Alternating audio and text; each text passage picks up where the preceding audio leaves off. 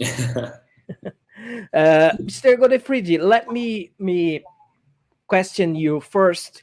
In your book, you deal with the theoretical foundations of environmentalism, saying, for example, that it's not a Marxist ideology, and a lot of critics of environmentalism usually associated it with Marxism, leftism, progressivism.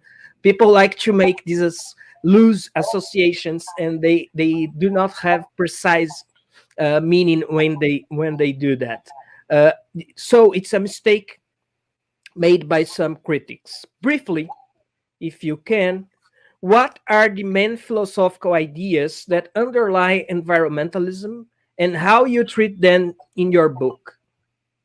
Well, first of all, congratulations for the translation, because I heard that it's a very good translation. I cannot judge that by myself, since obviously I do not speak much Portuguese, but I heard that it's a very nice translation. And I think that this Brazilian edition of the book, layout, etc., everything is so far the best edition of this book. So congratulations for that, and thank you very much for that. So to answer your question, yeah, I think that you can hear very often that environmentalism is just the reinvention of Marxism, but I think this is false. There are there is a community of memes, but there are huge differences between those two political ideologies. And for instance, in Marxism, they like technology. They are very much in favor of technology. That is not at all the case with the environmentalists. They hate literally technology.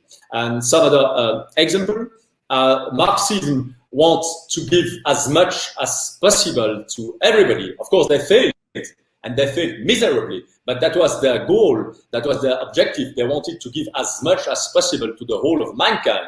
When we look at environmentalism, it's totally different. They want, to begin with, they want to reduce mankind from the 7.5 billion people that we are now to a few million people. So there is a temptation to say that it's just another form of Marxism because there are some community of means, etc. But I think it's false, basically. We have to look, I think, at this political ideology as a new political ideology, which is totally original, with its own roots, with its own objectives, and it's different to me from Marxism, actually.